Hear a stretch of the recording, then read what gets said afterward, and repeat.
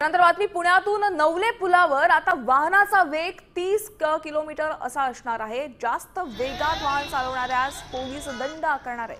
कंटेनरचा अपघात झाल्यानंतर प्रशासन जागे झाले। तसंच अनधिकृत पद्धतीने महामार्गावर जोडले जाणारे रस्ते सुद्धा बंद केले जाणार असल्याची माहिती पोलिसांनी दिली आहे। नवले पुलावर आजपासून राबवण्यात येणाऱ्या उपाययोजना याबाबत अतिरिक्त आयुक्त मनोज पाटील यांच्याशी बातचीत केली आहे। आमचे प्रतिनिधी अक्षय बडवे यांनी पुणे पोलिसांकडून देखील या नवले पूल परिसरात काही उपाययोजना राबवल्या गेल्या आहेत। यावर बोलण्यासाठी आपल्यासोबत अतिरिक्त आयुक्त मनोज पाटील आहेत।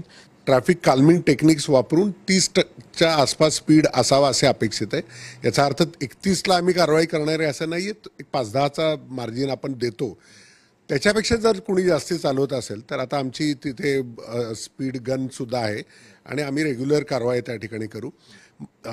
NHAI कडून आता तिथे गॅन्ट्री बसवली जाईल आणि गॅन्ट्रीवरती ऑटोमॅटिक ट्रॅफिक स्पीड गाड्यांचा बघून त्याच्याप्रमाणे चलान जनरेट केले जातील। जिथं कात्रजचा बोगदा संपतो आणि जिथं नवले ब्रिजच्या खाली आपण उभा राहतो या दोन्हीचा जो डिफरन्स आहे तो 259 मीटरचा आहे, 260 मीटर इतका डिफरन्स आहे आणि हा साधारण 6.3 किलोमीटरमध्ये कव्हर केला जातो।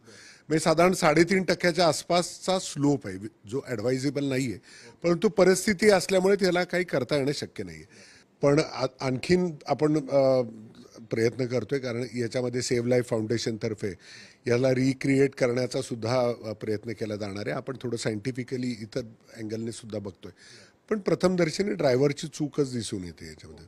कॅमेरामन सुमित भोसलेसह अक्षय बडवे, साम टीव्ही न्यूज, पुणे।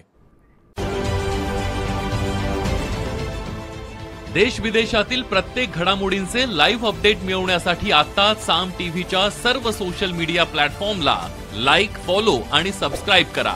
तसंच सर्व नोटिफिकेशनसाठी बेल आयकॉन प्रेस करायला विसरू नका।